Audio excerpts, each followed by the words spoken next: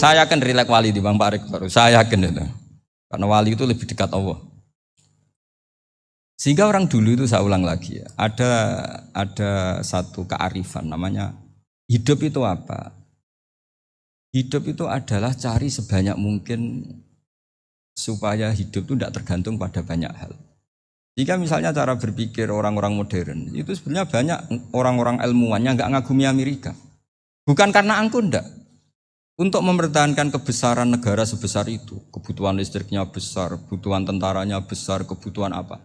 Sementara negara kayak Venezuela atau Swiss, kebutuhannya ada banyak. Pertanyaannya, yang tergantung dengan banyak hal, sama yang tidak tergantung banyak hal, itu pinter mana? Kalau dibalik pertanyaannya gitu, negara-negara maju itu tidak keren kalau dibalik pertanyaannya. Orang yang untuk mempertahankan eksistensinya banyak, butuh banyak hal, dengan yang tidak butuh banyak hal, itu pinter mana? Orang yang bahagianya nunggu jadi dokter, nunggu jadi kiai besar, kiai viral, dengan orang yang bahagia cukup dengan ngopi, itu pinter mana? Tapi kalau dibalik pertanyaannya, orang yang tahunya nikmat hanya kopi, dengan nikmat yang banyak, pinter mana? Makanya Mbah Mun tuh kalau guyon itu lucu. Aku iku saake ambek wong desa sing mlebu swarga. Saya dulu eskal mlebu swarga kok disakeni. Akhirnya beliau memberi penjelasan. Wong desa iku roe pakanan enak, iku mau kopi mbek uduk. Lah swarga iku mau nuruti sing dikarepno. Akhirnya wis mau mangan, wis ngopi, nguduk, ngopi, wong ora roh pakanan liyane ku ora roh. Nasi mandi yo ora roh, pizza yo ora roh apa-apa. Terus saya bilang, wah lah niku nak nganti selera tentang wanita cantik. Iku juga sederhana. Rontok pesek ya wis cantik, rontok ireng ya wis.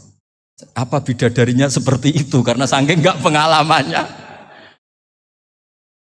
Jadi surga itu kan nuruti apa yang diinginkan. Kira-kira keinginan orang kampung kalau di surga itu apa coba? Makanan apa coba? Mana nak senengnya ketemel gemblong itu.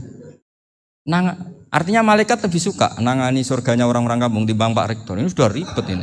Makanan apa saja sudah dicoba. Ya. Terus kalau di mall tahu orang macam-macam, seleranya macam-macam pasti itu. Enak mana kalau sampai jadi malaikat pelayan surga? Suka ngelayani orang kampung apa yang orang kota? Orang kampung kan? Jadi ya itu guyon ya, guyon tapi itu menjadi pikiran kita bahwa orang yang banyak kebutuhan itu sebetulnya banyak kebodohannya karena menggantungkan kebahagiaannya dengan banyak hal. Makanya Imam Syafi'i ngendikan istighna itu apa? Al-istighna anis-sya'labi. Yang dikatakan kecukupan adalah berusaha sebanyak mungkin banyak hal tidak kamu butuhkan. Bukan memenuhi semua kebutuhan kamu karena nafsu kamu ini tidak ada batasnya gitu. Kalau kamu penuhin nggak akan selesai. Itu ada perempuan yang kurang cantik itu minta doa saya, Gus doain suami saya kaya. Terus tak guyonin, terus nggak minta. Kalau suami kamu kaya, yang pertama dirubah itu apa? Rumah supaya rumah saya bagus. Kedua apa? Mobil supaya mobil saya bagus. Nanti yang dievaluasi itu kamu. Mobil bagus, Alphard, rumah mewah, istrinya kamu. Pasti itu dievaluasi. Langsung enggak usah. Sudah gini aja kan. Jadi pertama yang dievaluasi itu kaya itu. Coba kalau suami kaya itu yang dievaluasi pertama rumah ya. Rumah ganti. Setelah itu apa? Mobil. Kira-kira berikutnya. Akhirnya sudah enggak jadi. Nabi Ibrahim itu pernah minta umur panjang. Keren umur panjang. Sama Allah enggak dijawab. Datang orang tua gitu mertamu ke Nabi Ibrahim. Terus disuguhi dikasih kurma. Apa itu? Kok kurma apa? Anggur yang sudah matang sekali. Sudah dimakan. Setelah dimakan meler keluar lagi. Dimakan lagi meler lagi. Terus Nabi Ibrahim masuk lagi ke kamar. Ya Allah, doanya tak cancel. Nanti kalau saya tua kayak itu. Jadi Allah itu enggak jawab langsung tapi ngirimkan itu. Akhirnya ya Allah enggak jadi. Nanti takut itu. Saya pernah ngalami jadi kiai tadi ada ibu-ibu ya enggak pati cantik lah. Suaminya tuh miskin sekali. Minta doa saya supaya kaya. Bareng tak kasih pertimbangan itu udah enggak usah. Enggak jadi itu. Jadi itu kearifan. Tapi kearifan ini harus kita tanamkan. Saya enggak bisa membayangkan Indonesia yang besar ini andai kan enggak ada qanaah. nerimo ing pantum. Coba sekarang ada Covid. Andai kan Indonesia tuh kayak Perancis. Beberapa kali punya tamu orang yang hidup lama di Perancis, bahkan dapat istri orang Perancis. Itu dulu gak begitu mencintai Indonesia. Tapi setelah di Perancis 2 tahun, wah Indonesia hebat. Di Perancis itu kata dia kalau cerita, semua kebutuhan masyarakat itu dibebankan ke negara. Apa saja minta negara, apa saja nyoal negara. Sementara Indonesia, coba kalau Indonesia mengalami seperti ini kok tidak ada konaan, rimo ing pantum, bisa kios Indonesia. Orang miskin nyalahkan negara, kelaparan nyalahkan negara, apa saja. Ini barokahnya dididik kiai, jogeman nyalahno wong liya. Urip pun romo ing pandum, diame. Sampai gak ngerti kalau Covid. Banyak tuh orang-orang kampung itu, orang lugu-lugu itu. Mbah niki saking Covid, salam ning Covid, muga-muga umure panjang. Dikira Covid itu nama orang yang ahli sosial itu. Mbah niki dana saking Covid. Matur nuwun sampekno salamku muga-muga umur panjang. Bingung kan yang nganterin ini. Ini gimana yang mau menjelaskan? Memang enggak paham. Ribet kan. Tapi saya pastikan bahwa dengan keadaan seperti ini kita bahagia, kita stabil, itu jelas barokahnya kalimat tadi, moto tadi atau pegangan hidup tadi.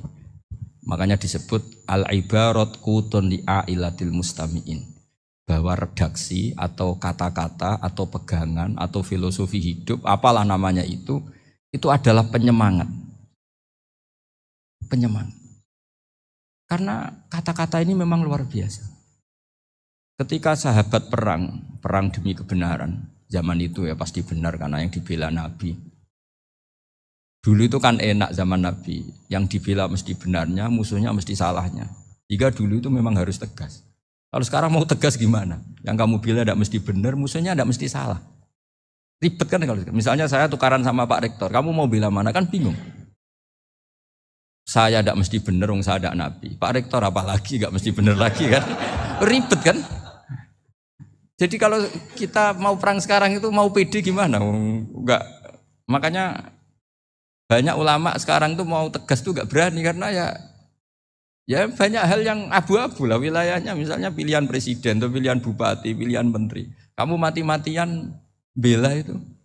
Yang kamu bela tidak mesti benar, musuh kamu tidak mesti salah. Misalnya pilihan bupati, wah ini kabupaten ini baik kalau bupatinya ini, yang satu bilang ini, terus tim suksesnya kamu tanya, kamu yakin? Ya enggak juga. Lah kenapa semangat? Kan saya botohnya paling alasannya ya itu aja, bukan yang lain. Beda dengan zaman Nabi, Nabinya mesti benar, Abu Jahalnya mesti salah, kan enak aturan mainnya jelas. Singkat cerita dalam perang itu banyak sahabat yang alami luka, ngalami apa gitu. Kemudian curhat ke Nabi, ya Nabi gara-gara derekkan jenengan, ngikuti jenengan saya harus ngalami seperti ini, seperti ini. Ngiranya orang itu diapresiasi sama Allah keluarnya. Ternyata sama Allah gak diapresiasi. Malah diturunkan ayat intakunu ta'lamuna fa innahum ya'lamuna kama ta'lamun wa tarjuna minallah ma'ala yarjun. Kalau kamu sakit karena perang, orang-orang kafir itu ya sakit. Itu saja berani padahal demi kekafiran. Wa tarjuna minallah ma'ala yarjun. Padahal kamu punya nilai lebih yaitu berharap kepada Allah yang mereka tidak punya. Saya jadi kiai itu ya kadang mangkel. Karena yang benci ya benci, yang seneng itu ngel-ngel loh kayak Pak Bejo. Jadi semuanya ribet. Nah iya, yang benci ya ganggu, yang seneng ya ganggu, tambah nemen. Seribet. Tapi kalau sudah ingat bandar narkoba, mereka berhadapan dengan polisi, kadang ditembak karena kesalahannya terlalu fatal. Antar persaingan mereka juga bisa tembak-tembakan karena merebut pasar narkoba. Itu saja mereka berani. Kok kita yang jadi kiai kadang dicium tangannya, dihormati gak berani, hanya takut apa ya musibah-musibah kecil lah, atau problem-problem kecil. Nah iya kalau kita bandingannya gitu. Kalau kamu mau tahajud kedinginan, itu masih nanti dihisab Allah itu gitu. Maling ayam itu keluar malam-malam, hanya dapat ayam. Itu gak takut dingin. Ya gak takut digebuki masa. Kamu mau tahajud saja takut dingin. Makanya nanti hisabnya orang soleh itu nanti dijajarkan orang dolim. Terus diperbandingkan. Wah itu habis kamu kalau itu.